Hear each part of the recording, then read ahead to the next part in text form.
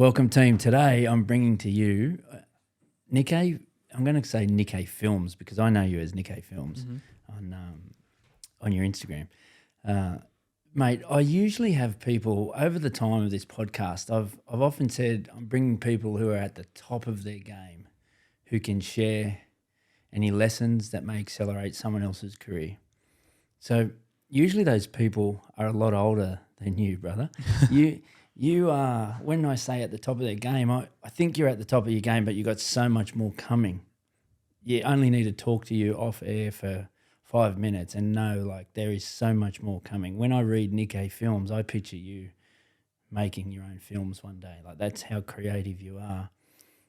But tell me a bit about yourself. So, and always understand that these podcasts are how can I help someone else? So just in the back of your creative mind, just picture there's a 16, 17, 18, maybe 20, sometimes 30. I spoke to a 40-year-old today that's trying to crack it in this space. Mm-hmm. So just picture in the back of your mind you're also trying to help people as well as entertaining us with some stories about your life and where you got to and some of your favourite shoots. And who knows where this chat goes, mate. Who knows? But thanks so much for your time because we're actually sitting in your own studio. Yeah, which is crazy to think about. So we're here at 27 Project in Western Sydney where there's a few of you guys have got this awesome setup. Just look it up if you want. Just look up 27 Project. Some of the work you do is incredible, mate, but I wouldn't mind just knowing a bit about yourself to start with, where it all started. Yep. I guess the whole creative thing started when I was maybe 3 or 4. My grandma tells this story often where I would be on the family computer. So I grew up with my grandparents and my mum in North Richmond.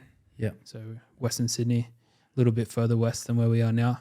And I would sit on the computer on Paint and just I'd draw cars or I'd make magazine covers. And this is from like 3 or 4.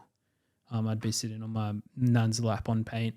And when I was younger, I was really into art. So I was drawing and went to like art school and school holidays and that kind of stuff. Just little programs in the West, nothing crazy. And I really wanted to be in graphic design. So that was always kind of in my back. I'd always get in trouble in school for drawing and in books and that kind of stuff. And I guess I always kind of felt like as a kid I was always a little bit of an outcast, I guess. Like I wasn't really into sport that much. I played baseball, but I wasn't like, super good at it or anything like that.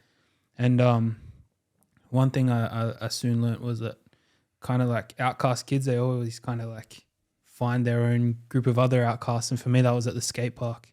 So, I don't even know how I got into skateboarding, to be honest. I think it was the Tony Hawk video games that were like popping back in the early 2000s, and found myself at the skate park and kind of met all these other kids that kind of thought the same way I did.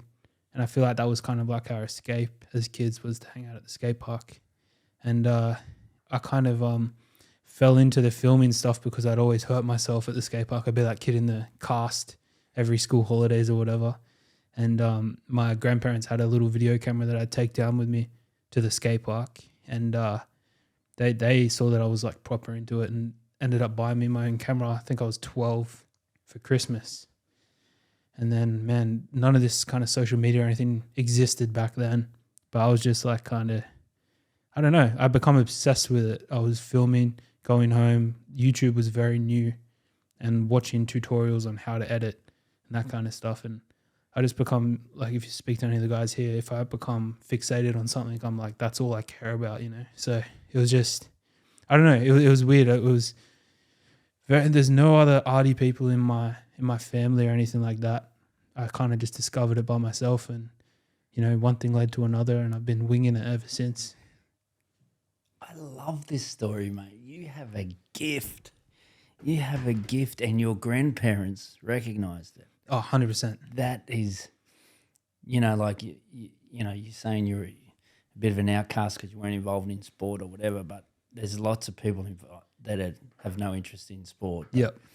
Everyone has got a gift there, and if someone just puts their arm around and says, mate, I believe in you, like your grandparents believed in you, they saw something. That's such a cool story. and then you were obsessed in it. That's definitely a gift you have there. Were you any good on the skateboard, or what? Look, Were you scooters or skateboards? I was a skater, so I loved Tony Hawk as a kid as oh, really? well. I got I'm a bit older than you, but I actually had the You Tony had Hawk the hair. Yeah, I haven't told you this, but later on in my career, I actually worked with him, which was crazy. Stop it. I got a signed skateboard upstairs. I'll have to show you. Tony Hawk, you are welcome on this show anytime, brother. I know we've gone from a 12-year-old now to at some stage you work with Tony Hawk. That's pretty big in your world. Yeah, Like he's a superstar. superstar. I got a photo. I can show What you. was what was the movie? The Tony Hawk movie when he was it was all these mate. That he's in the movie? Yeah. The Aussie film? Really young. Oh, it would have been a Bones Brigade. Bones Brigade. Yeah. That was it. Bones Brigade. Yeah. Yes, I had the hairstyle. Yeah. Oh, yeah. Yeah. And because it I was can bleached, picture it I now. bleached it, and that's probably why I've lost it all. I think that's what happened to Bomber too. Yeah. Yeah. No, but so yeah, I guess like I was saying before, when you said how good was that skateboarding, that was my fixation before the filming stuff. So I was obsessed with skateboarding, and like I come from like a single parent household, obviously living with my grandparents too. But I remember it definitely was the video game that gave me that little buzz. Yeah, right. And then all I wanted was a skateboard. And I had like a skateboard as a kid, but it was like it came out one. Yeah. I remember my mom, like one year she was like, all right, we'll get you one for your birthday. And that mom spending, $200 on a skateboard was a massive deal. Yeah. Like, because we never really had a lot of money, but she did. My family, and like hats off to my grandparents and my mom and whatnot, they did everything they could to give me the best crack at anything I liked. Yeah. So like me getting a $200 skateboard was a big deal. Yeah. And I remember just like being at the skate park every day, and I was never like really good or anything, but it just like, I don't know, nothing matches, or nothing at that time in my life matched that feeling of, getting home from school, going to the skate park, rolling down a ramp, and it's like nothing else existed. It was just like the craziest feeling. And well, if you do something every day, I dare say you got good at it. I had a little theory around my kids when they were growing up. They wanted a half pipe. Yep. In the backyard, so I built them. Well, I'm not much of a builder, but I bought a half pipe that was pulled apart. I basically had to put it back together. So I claim that I built my kids a half pipe. We'll give it to you. We'll give it to you. But what I loved about it was I just love the fact that the amount of times you fall over and get back up and fall over and get back up and fall over and get back up, and the amount of times they would practice a certain skill. The half pipe doesn't exist anymore in my backyard, and my kids aren't into that stuff anymore. But I see them in whatever the other sports are into or their other interests, and I see that little discipline around practicing, and also it's okay to fail, try again, fail, try again. So that's a pretty cool influence that you had in you. I mean, that's not even going to your creative stuff yet. That's just you, every day. The amount of ways you have to work things out and self-taught as well, that type of stuff. That's pretty cool influence you had. So tell me about Tony Hawk. When did you meet Tony Hawk? So when I started YouTube when I was 15. That's right. Someone told me you got pretty big on YouTube. Is this right? Big for a 15-year-old. Big for back then, yeah. Yeah. So you can look my channel up. I haven't used it in close to 10 years, but it's still got like 70,000 subscribers, and I think maybe like 20 million views, which is massive for back then, because this is like, a lot of this is before socials is what it is now, social media, So I started YouTube when I was like 15. That's in April. I remember April 2009 I started. And by the time December come around, I had my first offer to go to America to film. So it was a bit of a wig out, and I love telling this story. I remember being in industrial arts, woodwork at school, right? Yeah. I'm on the computers and I get this email saying, we love your work. We'd like to talk business. We have a trip to California coming up. And I'm like, what? This is sick. And just like oblivious 15-year-old, I go home and say to my mum, my single mum with no other children, I'm an only child, I go home and say, oh, this bloke on the internet, is he going to take me to America before Christmas? No, it was after Christmas. Yeah. And Mum just freaks out, like, Flip. no way No is this way. happening. Like, first of all, these things didn't happen. Show me back who then. he is. Yeah. These things didn't happen back then. I'm going Yeah. to Colo High School in North Richmond, like, especially to kids from where I grew up. Yeah. And so one thing leads to another, and this guy, his name was Mike Horn. He owned a company called Mad Gear. He was setting up this scooter team. Yeah. And I was a skateboarder, but a lot of my friends were scooter riders, and I'd film them. Yeah. And that's kind of how my YouTube channel kicked off. So he ends up flying from Melbourne, and it just, again, the whole outcast thing that I was talking about before, I knew all the guys that were being assembled for this team, right? And a lot of them single parents or no parents, or like we all had these. And if you looked at a photo of us, we couldn't be more different from each other, you know? Yeah. And he assembles this team, and he flies to Sydney and meets all of our parents, because we're all like, I think the oldest one was 18, but most of us were like 14, 15, 16. Yeah. I turned 16 while we were in America, and I got some good footage I could give you from that. But he met all our parents, and by the end of the dinner, our parents were like, all right, sweet. Yeah, right. You're good to go. So that kind of kickstarted this crazy career I had as a teen, where we were just traveling the world, filming skate parks, going to events and competitions. And it got to a point where it was like crazy. Like some of the skate, like my following was majority Australia, but a big following in the UK too. And we turn up to these skate parks, and there'd be like 500-600 kids waiting for us. Yeah. Like just to, like, it became a big deal. And a lot of the kids, you know, I'd say people aged between like 20, let's say 21 and my age now. So that kind of age bracket, they spent a lot of their time at the skate park, and they all knew who these Mad Gear guys were. Like, I was just a filmer, but kids would lose their mind when they would know more about me than I knew about me. Like, it was just like such a crazy time. Yeah, right. What an experience. It was For insane. a 16-year-old. So this took you on this path of like, hey, I could probably do this for a living. Yeah. Is that about the time you said, I think I could do this stuff for a living? I didn't, like, I was, and I don't mean to like toot my own horn or nothing here, but that didn't exist before I did it.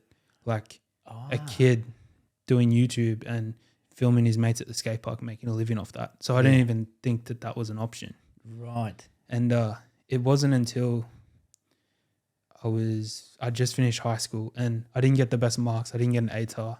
Yeah. I was set on I was going to do this, but I just didn't know how. And I kind of got to the point where maybe I'll do an apprenticeship just to make sure I'm sweet. Yeah. So I started looking into doing an electrical apprenticeship. I ended up doing a test for Nickeh. I think it's called Nickeh, and got really good marks, and they accepted me. And my grandfather that I grew up with, I remember he had a phone call with me, and he said, look, that's always going to be there. Just keep doing what you're doing now, like with the film stuff. So I reached out to Mad Gear, and I said, your granddad is a legend. Oh, he's the best person, my favorite person in the world. Well, mate, like that's a little message there. There's so many people listening that have an influence over either young athletes or young students, or there's teachers, coaches. There's a lot of those types that listen. Mm-hmm. There's some business leaders that are employing young people, and there's obviously a lot of parents. Yep. Those couple of words from someone are so powerful. A couple of words from your grandfather who basically said, you follow your passion, mate. Yeah. And someone who believed in you. He was the one that believed in you back then as, the 12-year-old, and obviously even before that. Yeah. But that was some crucial advice. Yeah. It's pretty risky. Crazy. How many others will say, mate, go and get this apprenticeship? Yeah. Yeah. Like, he's done the opposite. You follow your passion, mate, and there's the world at your feet, which it is. Like what I've seen you're doing now and what's coming. Yeah. The world's at your feet. Yeah, it's Can we get your granddad on this show? Oh mate, he'd love that. Yeah. He was always so supportive of me, man. Like building me skate ramps like what you did for your kids and whatnot. But I still remember the conversation. I don't even know if he'll remember the conversation, to be honest, but I remember pulling up. I was at a service station when he said it, and I was like, all right, let's give it a crack. So I called Mad Gear, the company that I was like doing the videos with. Yeah. And I said, all right, I want a full-time job. And they said, all right, we'll give you this contract. Like, you can, they were trying to, I think originally, because they were based in Melbourne, they wanted me to go to Melbourne. But I was like, no, I'm not going to Melbourne. I'm staying in Sydney. This is what I want. And they gave me like a pretty decent, like enough for me to get by, you know what I mean? Yeah. And then it was just pedal to the metal from there. So around this same time is when the Tony Hawk thing happened. Yeah. So I was like also doing stuff for Monster Skate Park, which is a skate park in Olympic Park. Yeah. And they called me up and they're like, oh, we're doing demos at the Formula One in Melbourne with Tony Hawk. Yeah. Do you want to come? I was like, yes. Yes. Like, and we ended up in Melbourne, and I still didn't think it was happening. Like, the vert ramp was there. All these pro skaters from all over the world were there, but I hadn't seen Tony yet. Yeah. I'm like, there's no way this is actually a thing. And I remember seeing him in, like, he kind of arrived, got out of the car, and I was like, Yeah. I've never, in my whole entire career, I've met massive celebrities, Yeah. but I've never felt how I Starstruck. felt like that moment. Wow. I was like, holy shit, he's a real person. Yeah. Like, he exists. It was on the computer game that got you into skating. Yeah. Yeah. And we ended up filming for a few days. He gave me a signed board. We got a photo together, all that kind of stuff. Then the next, so I hit that point in my life. I'm about 19. Got all these subscribers on YouTube. I'm getting all these brand deals, like left, right, and center. But it's all kind of overwhelming for me. And I'm like, not really. I'm just taking these things as they come. Like, I don't really have time to process things. None of my family have ever done anything like this before. They don't really know what to expect. Yeah. I remember kids would start coming to our house. It was like the craziest. Now that I think about it, it was some weird times. And I'd reached this Tony Hawk thing, and all these things are happening. I'm like, oh, this is it. This is like the peak. It cannot possibly get any crazier than this. Yeah. I get back from the Formula One. There's a girl, you should look her up. Her name's Poppy Olsen. She's a female skateboarder from Bondi. Right.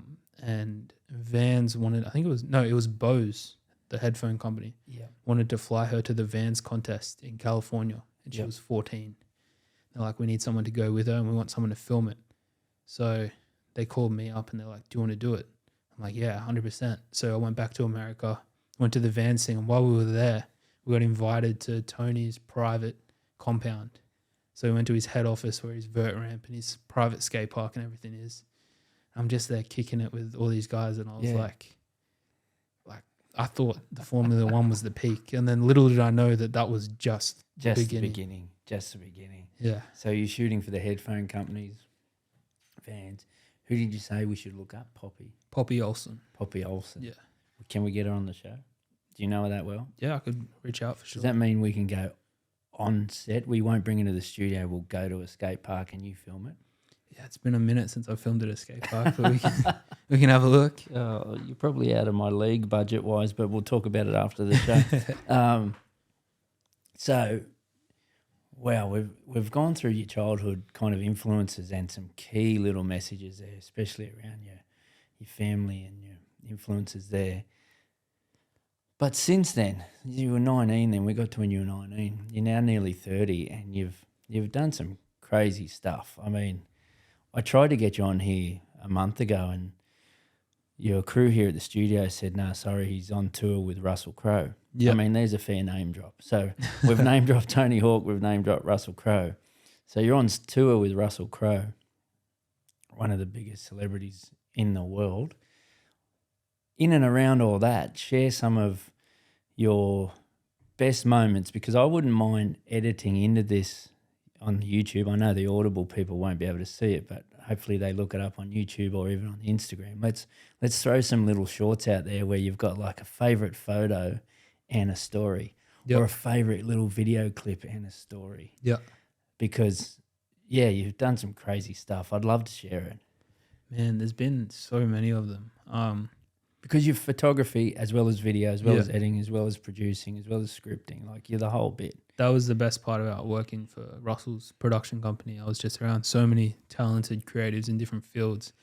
And I won't say I got thrown in the deep end, but I got put in positions where I had to learn things quick. Yeah, And okay. I don't like using deep end because I'm grateful for all those experiences and I learned so much.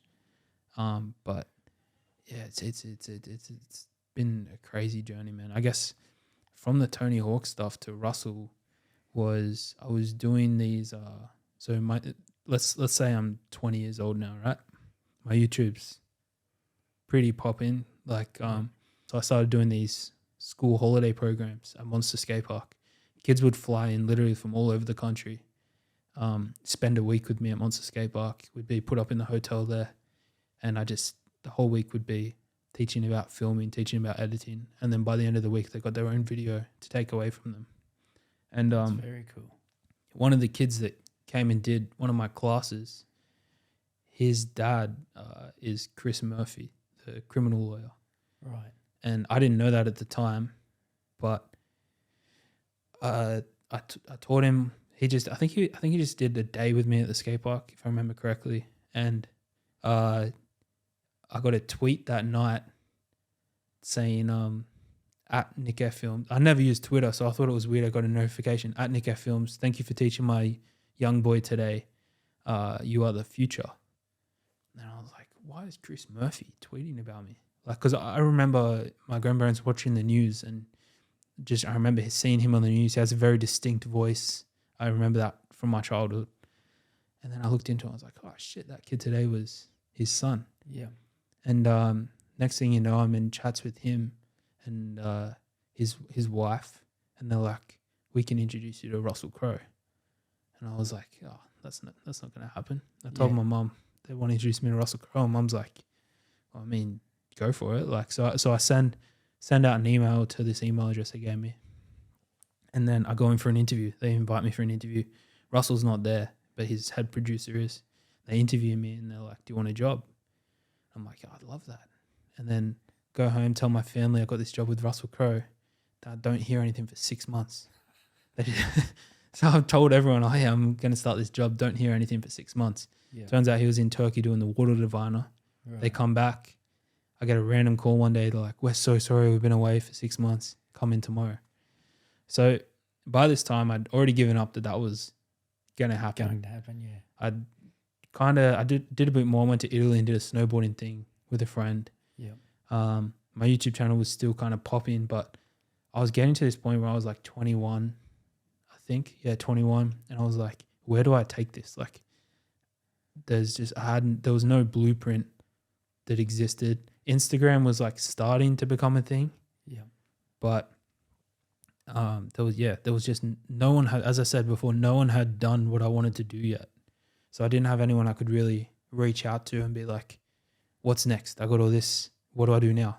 Yeah. So I was honestly just winging it. And then the thing with Russell happened, and I gave YouTube up in a second. I was like, I don't know how this happened, but I'm going to ride this wave for as long as I can. Great story. Like there'd be some 21-year-olds out there listening to all that. And what I took out of that was the day that you were helping other kids grow.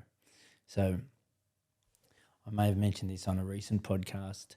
There's a great author. His name's John Gordon. He writes some really good books around leadership. And anyway, I met him recently in America, and we got talking, and he does some pretty deep stuff around this space, and he's got the best books. Anyway, one of them was, I had to come up with one word for me, one word for this year, right? And what that story you just gave is exactly what happened. So I gave him the word grow, which the way he looks at it and I look at it is, for me to grow, I help others grow. So as an example, if you think deep even around this podcast, this whole podcast is to help other people grow. So if I always do content with people like yourself deliberately to help someone else grow, then the podcast will grow. That's simple. When I work in the coaching space, for me to grow, that's what you do when you're in coaching, is you're helping get someone else better. But what you did, you didn't obviously dig deep into that philosophy or anything like that John Gordon stuff when you were 21. You did it naturally. Like, you were helping kids grow, and from that you grew. So you didn't even know that's what was happening, but you just give to other people and good things happen. So, yeah, I really love, in and amongst all that story, it goes back to that day that for you to grow personally, you were helping this kid grow that came to learn from you for a day, and you had no idea what was around the corner, because that's the best way. When you just do it for the right reasons, you have no idea where it's going to go. And you ended up working in a production company under Russell Crowe, and now you go on tour with him, right? Yeah, yeah. And I think something that Bomber and I always talk about is we expect nothing and accept everything. There you go. So when I'm 21, I'm not expecting anything. Like, as I said, Tony Hawk, I was like, that's it for me, man. And but I was just, these opportunities just kept coming. Yeah. And I guess you kind of have that, and I still have it. I still battle this today, where I was actually talking with some friends yesterday about it. Like, I feel like I've proved myself now, right? Like, if I take a step back, if I, had an out-of-body experience looking at myself, I'd go, yeah, you're sweet. Like, things keep happening. You work hard. It's not going to stop. Yeah. But then in my own head, I'm thinking, if I drop the ball once, that's it. So I'm just constantly like working late or thinking of the next project or whatever it is, in this kind of like panic mode that it's all going to go like this. So the whole thing, I think, being like a, oblivious 21-year-old, I think you're right, where it's like I was helping people without even realizing it. I was enjoying it. Yeah. And because I wasn't expecting anything from it and I was putting positive energy out, that positive energy came back to me. That's right. So it's like reminding myself of that message, to accept everything, not to expect anything, just keep doing what I'm doing because it's working. It's been working since I was 15, and it's still working today. Man, when I quit my job, so I quit working for Russell's production company last June. Right. And we can go into some projects I worked on, so we can show some people and put some things up in these social videos for you. But it was the hardest thing I've ever done, like by far. Yeah. I was terrified, and I've been thinking about it for like 2 years. Like, what's next? I can't be working for Russell forever. You know what I mean? Yeah. And it just, that whole like, you have to be ready. Like, everyone's telling me, man, you're going to be sweet by yourself. Go do it. But you personally have to be ready before you make that actual decision and have the chat. Yeah. And we just finished a film called Poker Face, which was a crazy experience. So this is like, while COVID, everything's going on, we're shooting a movie, we're in a bubble. Crazy opportunity for me. I learned so much on the set. I've got new friends from the film, and Russell used to do these things, and he still does them, where I don't think he actually realizes what he's done for me. Like, there was a point in the film, my friend Joe and I were setting up a extra angle that they needed for the movie. And Joe said, you take this one. Like, I've got some shots in the movie already. You have this one. And I remember Russell like turned back and looked at me, and he's like, with a smile, he's like, don't mess this up. And it was just like, oh man, I'll never forget that moment. It was like my first shot in a feature film, him making that joke. And then I went, the lead actor in the whole film. Yeah. Yeah. And it was just like such a, like, that is one example of hundreds of opportunities that he's given me. Yeah. But so you're forever grateful to Russell by the sound of it. Man. Sounds like a great guy. The fact that he gave me that opportunity when I was 21, him and Keith both giving me this opportunity, it was like, it was insane. But to then think, okay, it's time to move on, was terrifying. I remember I texted him and I said, hey man, can I call you? And I never, in the 8 years or whatever I worked there, I never asked to call him. Yeah. We'd text all the time, but I'd never called him before. Yeah. And I remember he replied, which hat do I need to wear? As in, what's the conversation going to be about? Yeah. And I can't actually remember what I wrote back. It was something along the lines of, the great advice hat or something like that. Like, I wanted his opinion. Yeah.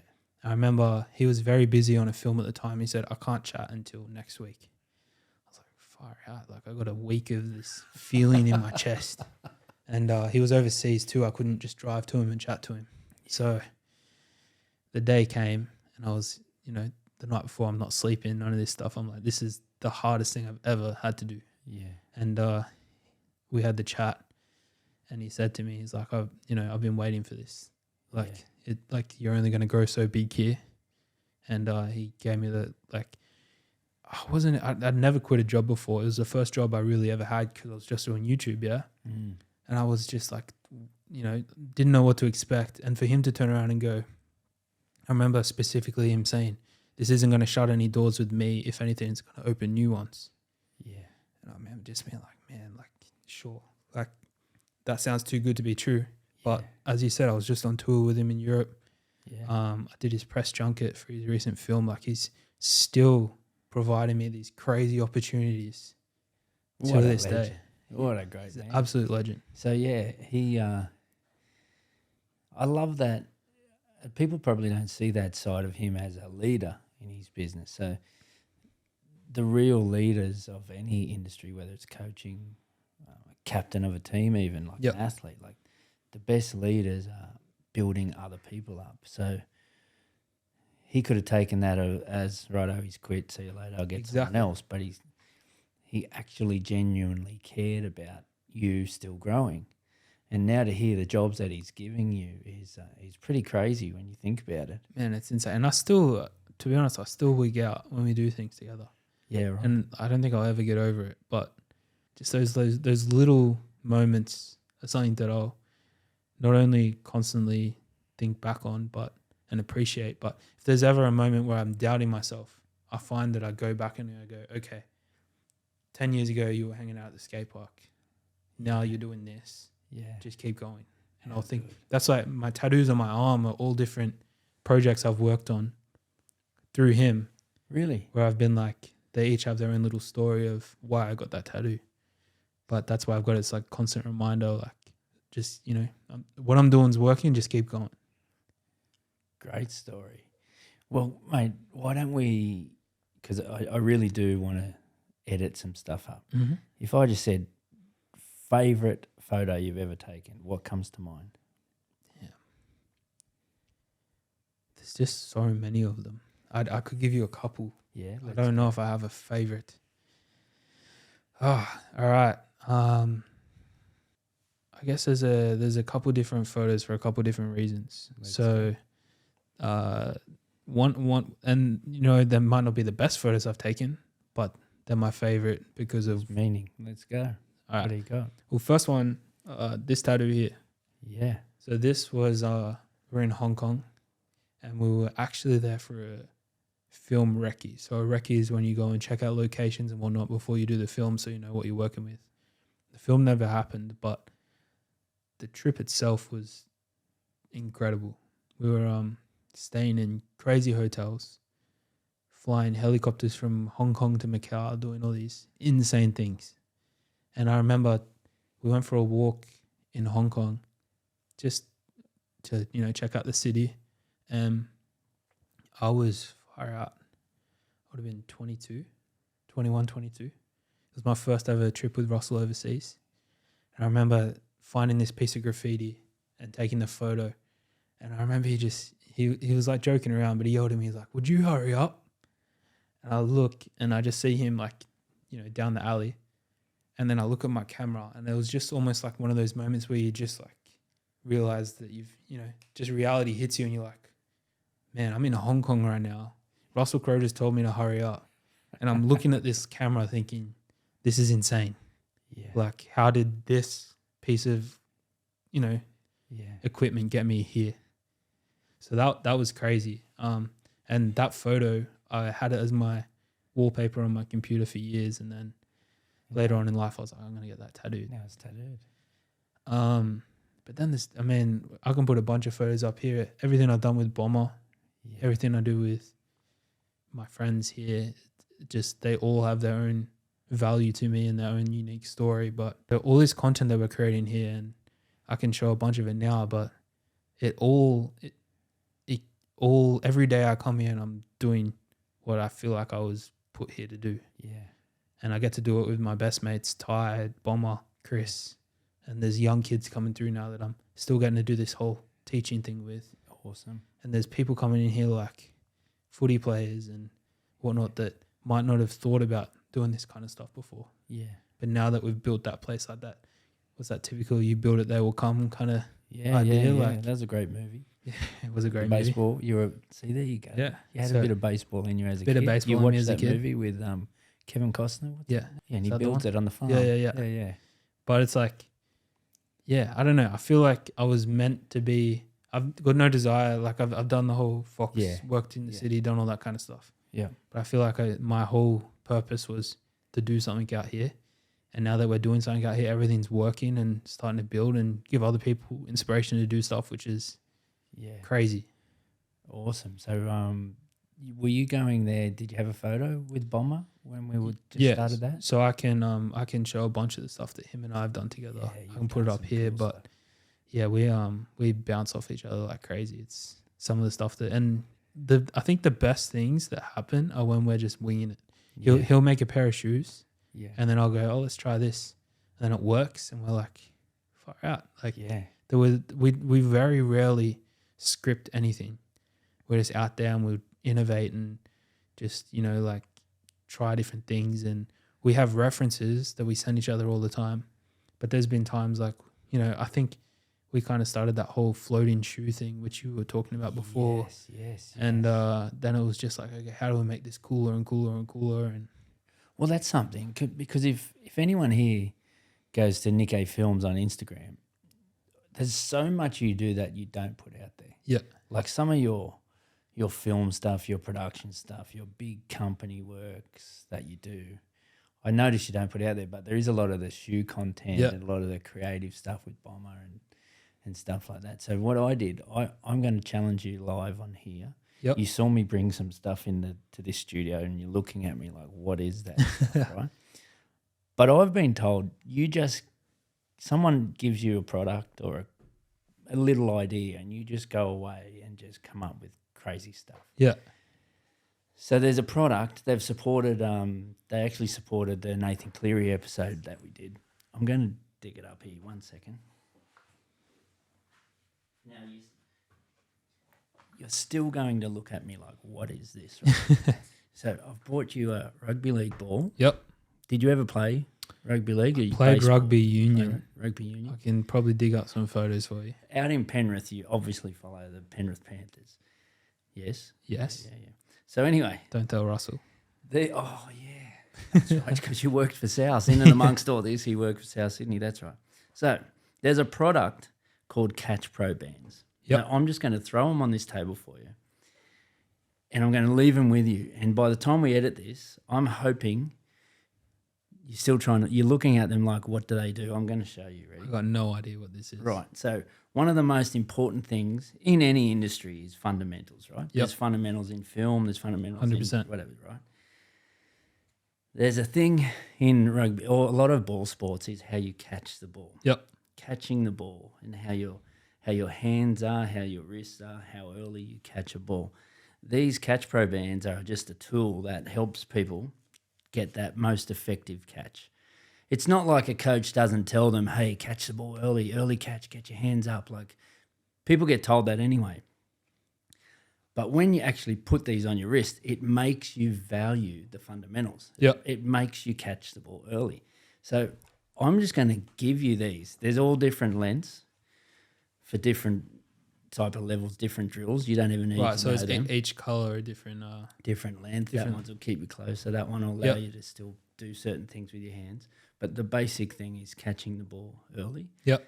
I'm going to leave them with you, and I'm just going to challenge you. I'm not even going to talk with you too much about it. All right, see what I can come up See what with. you can come up with. I only want 15 seconds. 15 seconds. 15 seconds. We'll throw it on Instagram or Yeah. something.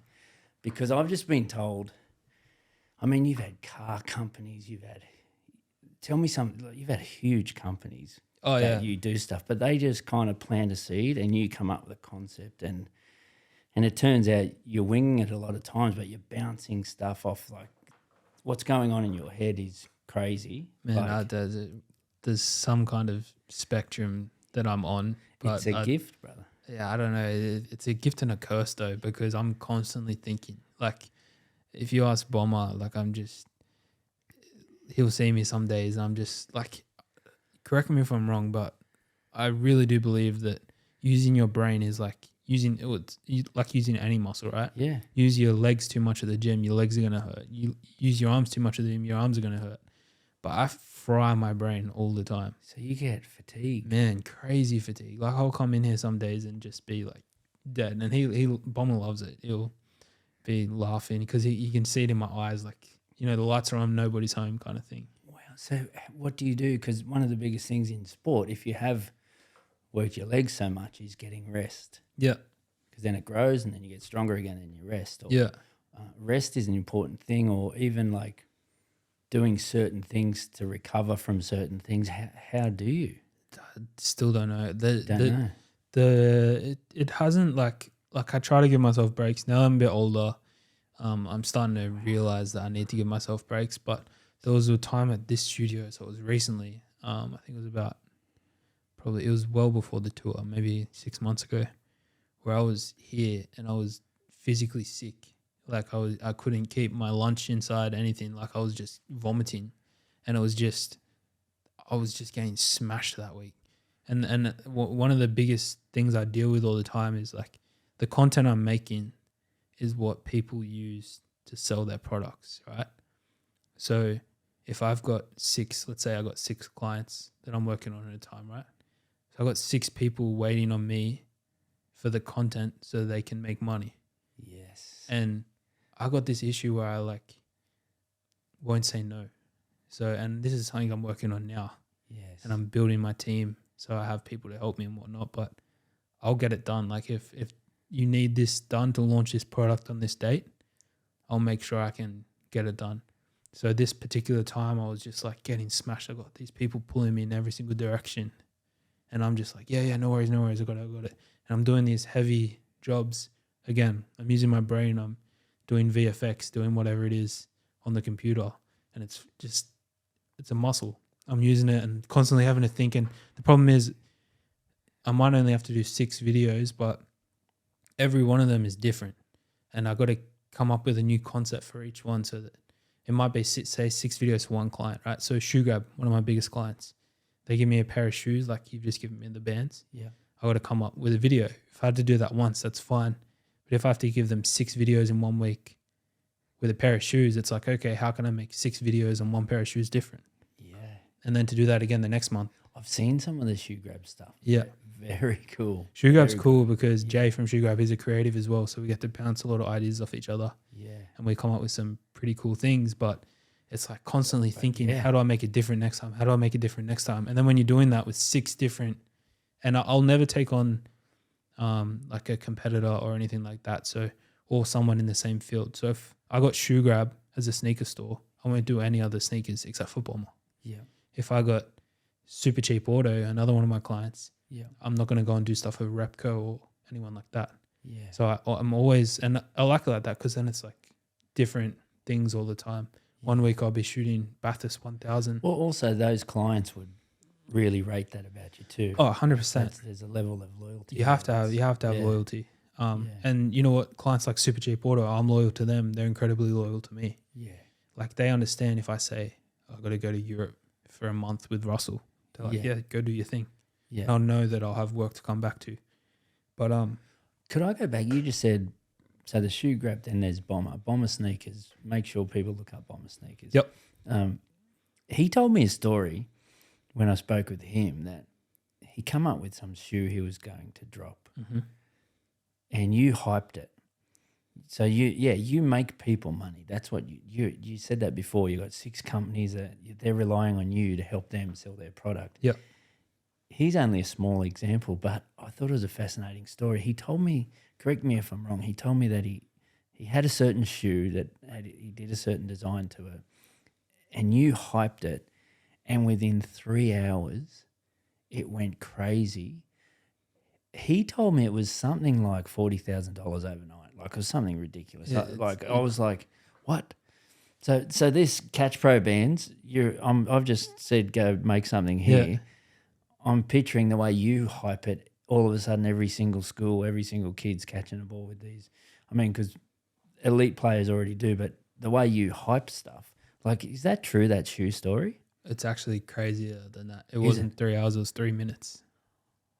Stop it. But that wasn't just me. You know, like that was yeah, obviously, but yeah. He made the shoe, and this is actually a cool story, and I'm sure we can bring up some vision for you here too. But this is when I was still working full time. yeah, But I was just this is that 2 year period that I'm thinking, what's next? yeah, So I started trying different things. Bomber comes into my life through a mutual friend, and DMs me one day, and he's like, I do custom shoes. I want to do some footage around it. I'm like, yeah, sweet, let's do it. So we link up one day. We do this video. I still think that video sucks. I thought it sucked that day. yeah, I still think it's one of the worst things I've ever done. I don't know why it just didn't work out, but he loved it. He's like, we need to post this tonight. I'm like, no. Look, man, it's the first time me filming sneakers.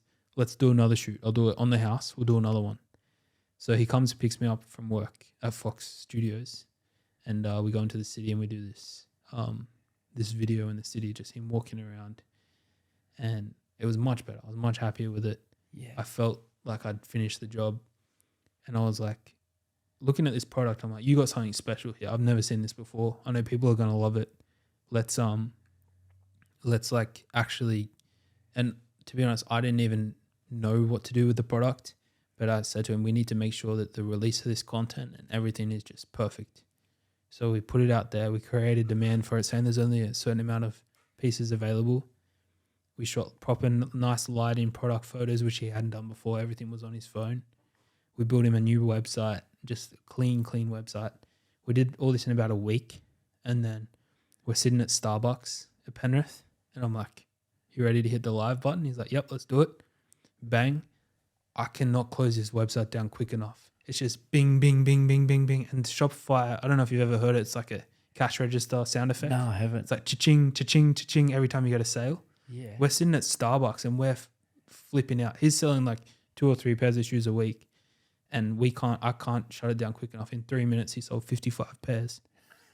And people in Starbucks must have thought we were tripping or something, because we're screaming at the computer. I'm like, man, I don't know how to stop this. I ended up having to pull his website off the internet briefly because I couldn't shut Shopify down quick enough. He only had enough stock to make 30 pairs. So he had to order extra bags and stuff to be able to make these shoes. And then I remember like I pulled it off, and we're both sitting there in just entire disbelief. Yeah. That just happened. We're like, okay, whatever we just did, we need to do that again. Yeah. And then we had this, like, all through lockdown, I was out of work. I was working, but they didn't have anything for me to do, so I took leave. Yeah. And we just smashed it. And I don't know what we were doing, but it just kept working. Because you worked for some pretty big clients during that lockdown, right? Yeah, so I guess like I kind of, and you know what, I'd been doing, so the first half of that film I did with Russell was before lockdown. Yeah. The second half was towards the end of lockdown. Yeah.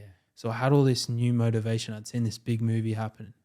I had all this new motivation to create content, but there was nothing to be working on because everyone's shut down. So a lot of these huge companies were going to content creators on Instagram and sending them product and saying, can you make an ad for me and we'll pay you. And there was all low budget stuff. Like some of these $1 billion companies were paying me like $500 for an ad. Yeah. But it gave me the opportunity to create content. So I was all up for it. So we were working with like Huawei, Google. Bomber did an ad for me for Fisherman's Friends. We did Sour Patch Kids. We did far out. What else was there?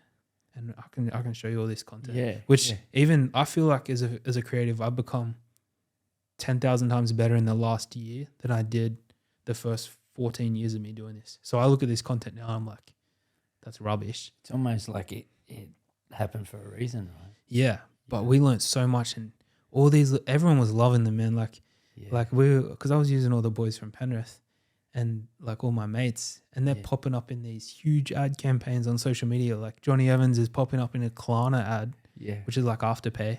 Yeah. And Bomber, there's a real good one I'll put up of Bomber doing some freestyle football. Yeah. And it's everywhere. And people are sending these boys screenshots like, did I just see you in a Klarna ad? And because he was a good footballer too. He was an amazing footballer. So like we're doing all these like crazy ads, and we're just like loving it, Yeah. having fun in lockdown. To be honest, like lockdown was a really good time for us. Time. It was great for Bomber and his business. It was great for me as a creative, like being able to have free reign and do all these cool projects on the side. And then that's really what gave me the kick up the ass to go do my own thing, because I was like, I went back and I finished the movie and doing some projects, but I didn't have that same feeling inside. Yeah. It felt like a job for the first time, that I was turning up on this film set, and I felt like I was going to work. Right. Whereas I just spent this time off with my friends, working with huge companies, getting paid for it. Not a lot of money, but enough to, you know. Yeah. Well, I think back to what your granddad got you to do was follow your passion. You're now doing stuff that it doesn't feel like work when it's a passion. You know, it's a. If you could give that advice to anyone, you know, that's and if people do that, like it seems like, I know you have your fatigue, your creative fatigue and stuff, but it seems like you just love it. You can feel it, you can see it. It's like I sat here the other week talking with Tai Tuivasa around that love of when he walks out into an arena, like it's nothing like a drug to him, you know, like you can't match it. It's just what he loves. He just loves fighting. He's lucky enough to get paid for it. Yep. Where it's the same with you. You can just feel it in everything you do. As soon as you walk in this place, you can just see this love of what you do, which is really cool. And I'm sure you thanked your granddad a lot of times for that. Oh, man. I wish I could thank him even more. But you're right on that drug thing. Like, nothing for me. Like, it's cool. It's cool when I film, like, let's say you hired me to shoot something for you, the catch bands, for example, and I did a good job and you're pumped on it. That's a cool feeling for me. But yesterday, Bomber and I shot a photo in the studio here, which I can show you. But I shot it, and he knows how I work now. We've been working long enough together that he knows how I work. He doesn't even look at the camera. Like, I'll take the photo. He knows if I say it's done, it's done. I go to my computer, still haven't shown him, quickly edit it. It takes me 5 minutes. And my favorite thing to do is say, Bomber, you got your airdrop on? He's like, yeah. And I airdrop him the final product, and then I watch. And that is the drug for me, is watching him go, oh, like what? Like that feeling. And it could be any of my friends. It doesn't have to be Bomber. It could be Ty. It could be Chris. It could be anyone. But watching their reaction is worth more than anything to me. Good.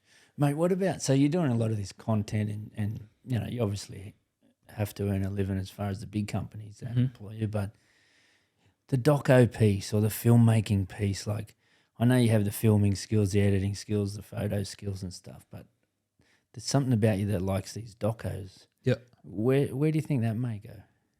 Oh, man, I've got so many things I'd like to shoot docos on. I'm actually about, and we can talk more about this later. I don't want to give away any spoilers yet, but Bomber and I are about to start a documentary with another friend. Cool. Which will be my first time doing a proper doco without a team, without Russell's production crew, and it's only going to be a small one. It's only going to be we're not trying to sell it to anyone. It'll just be our own release through the studio. But I think I just love storytelling. It could be in any format. It doesn't have to be a video. I love all kinds of art, music, painting, whatever it is. I love people expressing themselves however they want to express themselves. So it's like, I think I'm just like addicted to, like, even I don't really watch a lot of movies and TV shows. I watch a lot of documentaries though.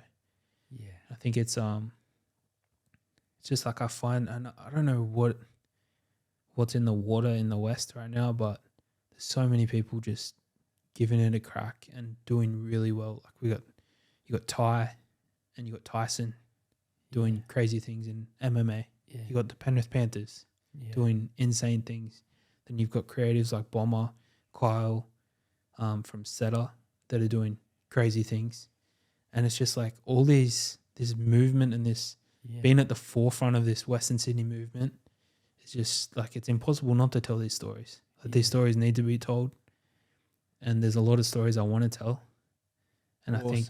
I think the cool thing about documentaries and that is that they're factual and people can look at them and go, I could give that a crack. Yeah. Or, you know, if we can inspire other people especially in the West. Like, I'm sure you've heard stories about things that happen out here, but some kids feel that they only have one path to take, and it might be things they've seen their family do or their brothers do or whatever.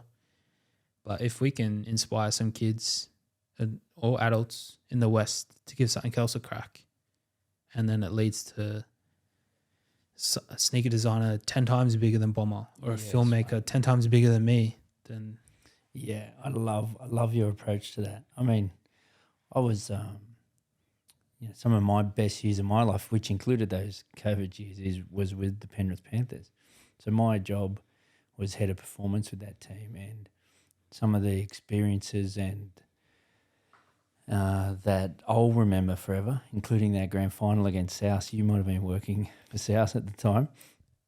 Yep. Yeah, even though you're probably cheering for Penrith. Look, I might have been in High Street after the game celebrating. But so for me, like, there's priceless memories and priceless friendships and relationships that'll be there for life, you know. Some of my best podcasts actually have been like with Ivan Cleary, who he's a friend for life. Like, he talk about leadership. There's another whole episode. I could sit here and we could do a whole doco on the Cleary family. Yep. You know, like, they're a fascinating family, from the mum, the uncles, the sisters, the grandparents, like, you know, family that's no longer there with them, like their story. But everyone sees what Nathan does every week. But that alone, like just that crew alone, there's a doco. Yeah. What I'm getting at, within that team at Penrith, there's 30 different docos of 30 different players. When you know their story, it blows your mind. And the inspiration they're giving this community out here, and what I mean, that's Ivan's vision. He actually says it. He wants that team to be a source of community pride. That's his thing. That's, in words, that's his vision, to be a source of community pride. And you only had to watch him the other day when it's a sellout crowd. Nathan's 150th, and the whole town, like, they are so proud of this team. But within it, there's a doco on all these players. There's a doco on the making of the next Panther. 100%. You know, there's so many stories in Western Sydney that, I mean, I grew up in Western Sydney. I'm not here anymore, but I grew up in Western Sydney, so I also take pride in seeing all this stuff that's going on out here. Like, and you look at other industries, we only just mentioned rugby league, but, you know, like Matty Ryan, one of the best goalkeepers in the world, Australia's captain, and talk about leadership again. I had him on an episode of this podcast, and what an impressive bloke he is. And he's from Western Sydney, like just down the road here. There's all these different sporting people, creative people, business people, like Pertec, the owner of Pertec, a Western Sydney company, is now global, who now sponsor this show. The owner, if you sat down and talked to him about their journey and how they started, but again, from Western Sydney, like, you're talking hundreds and hundreds of millions of dollars now, that company. Like, they're a global company, but started very small in Western Sydney.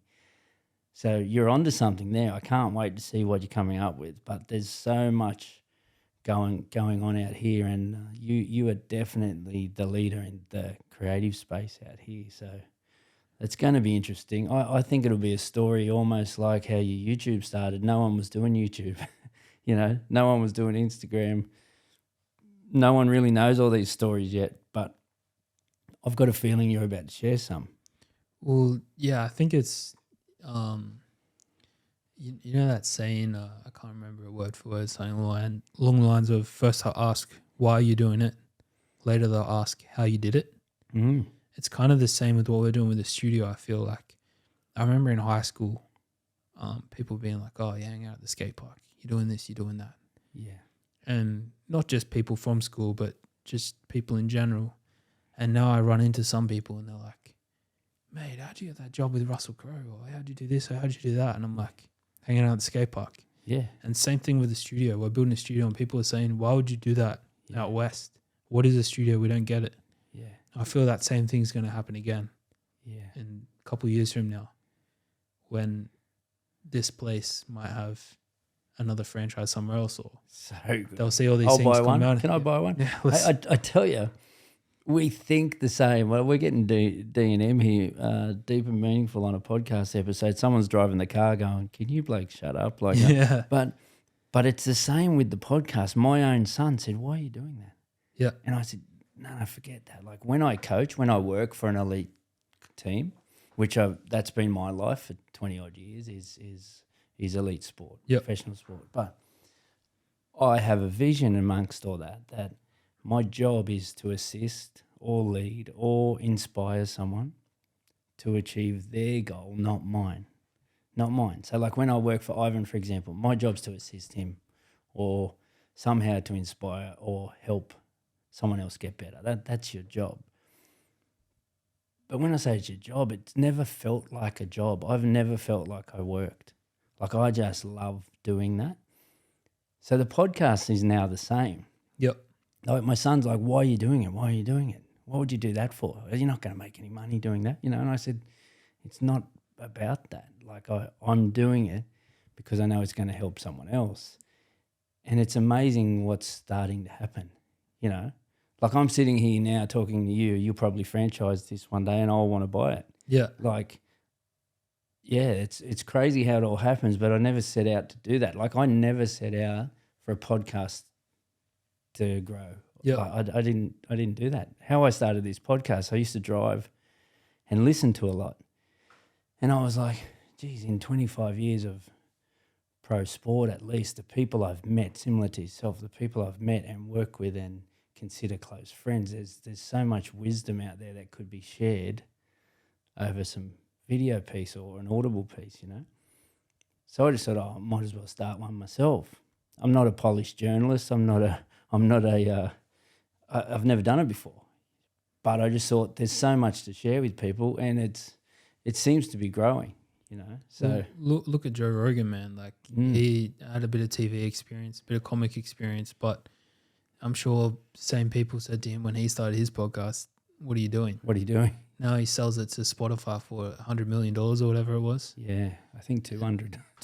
And that's US too. So it's like, well, at some stage he had no followers. Yeah, right? exactly right. Yeah, and now obviously he's probably the biggest podcast in the world. Yeah.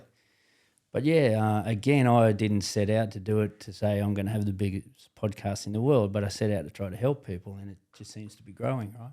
It's like my mum always used to say to me when I was younger and, you know, starting to panic about, I'd see my mates that had, you know, when we were like 23 or whatever, 22, 23, they're finishing their apprenticeships and starting to make big money, buying houses, starting families and stuff. And I'm still like, I don't know where I'm going, and I'd start to panic.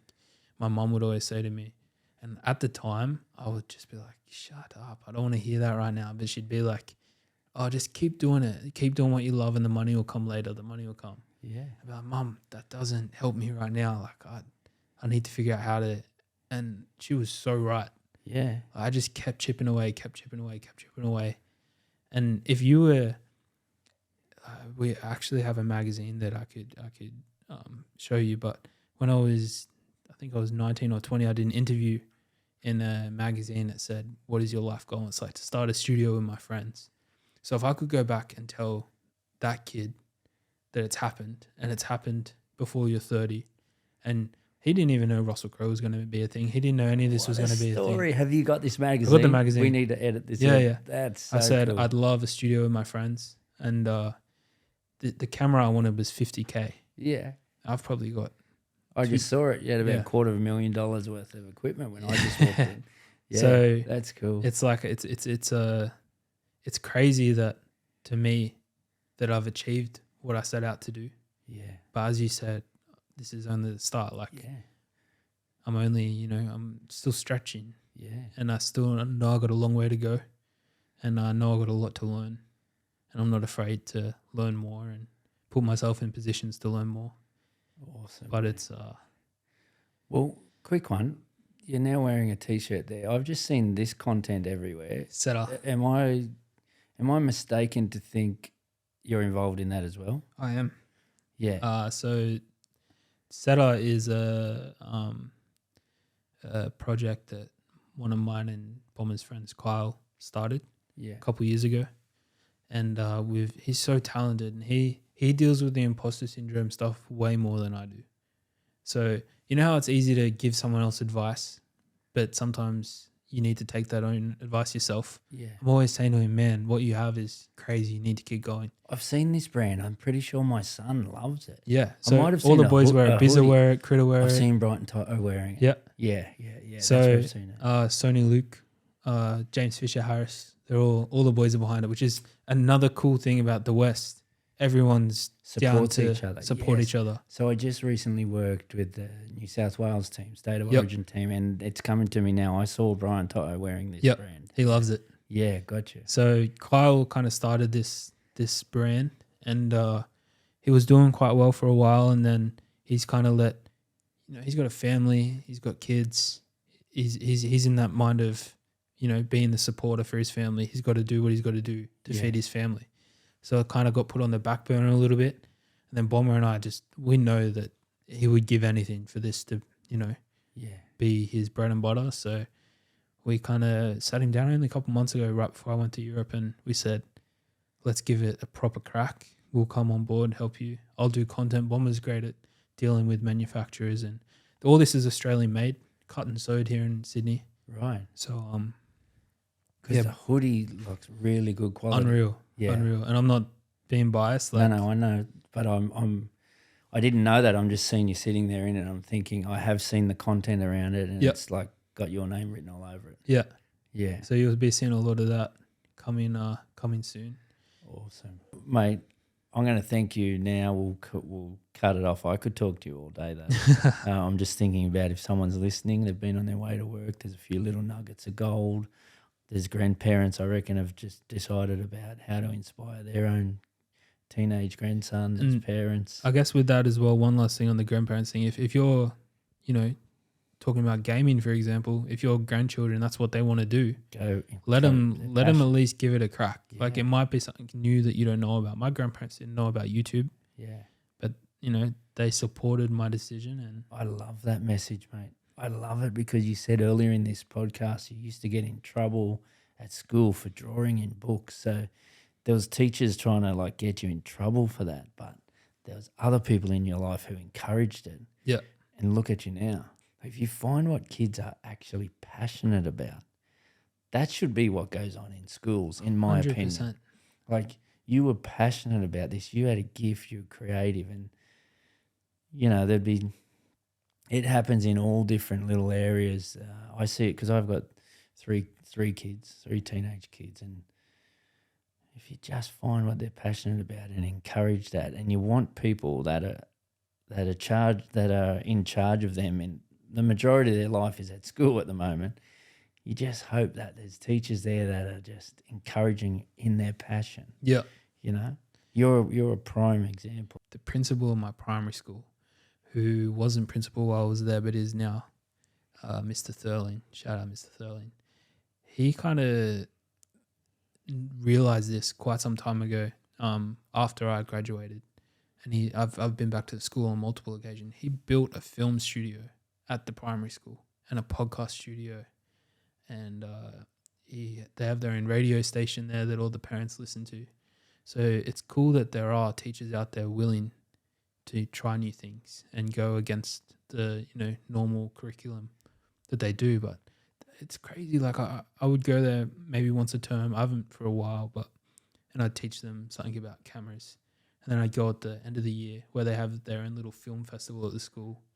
And I'd be watching these videos. I'm like, how did you do that effect? So cool. It's so cool, man. And that's in North Richmond. Yeah. So it is cool. Because kids are there's something about young minds, and I wish we could all stay young and think like they think. So my son, who's now 17, a year or two ago, he got me to buy this boat. I felt like I got ripped off. He was into fishing, camping, all that stuff, outdoor stuff. Bit of creative, love photography, love filming and all that. And anyway, I bought this boat. Took it down to this boat mechanic who laughed at me and said, mate, and he actually had my son there, and he looked at my son and said, you've just made your dad waste his money. Like, imagine how my 16-year-old's feeling like I've just spent, it was only $8,000. It wasn't wasn't buying a yacht or anything. Yeah. But he said, you've just wasted your dad's money. You need to go and give this back. And you can't give it back. We bought it off whatever, Yeah. And he actually said, you've got more chance of winning the lotto than starting this boat. Now, I've been inspired by my son since. He went and grabbed his mates, and instead of taking that old man's advice, the old expert advice of this is impossible, you can't do it, you've got more chances of winning the lotto, he said, let's work out how to do this. They taught themselves, he's not a mechanic or anything, he's still at school. They taught themselves over YouTube, watching videos, reading stuff, looking up stuff, Googling stuff. Mate, they got this boat humming, and, mate, for the next summer, they were out every weekend on the boat, camping on the river, on the lake, fishing. And I just love seeing him get told you can't do it and get it done. I love that. It was just this young mind as well that took it on as a challenge, where older people who've maybe been conditioned to probably take the advice of that expert probably thought, oh, I better throw that motor out, you know. So I get inspiration off little things like that, and you've inspired me today, mate. Like, a lot of stuff you've said has actually inspired me and definitely a lot of listeners. So thanks heaps, and I'll probably do an episode 2 with you one day when you're a movie producer somewhere. Let's do it. Sounds good to me. Legend. Thanks, mate. Appreciate it, man.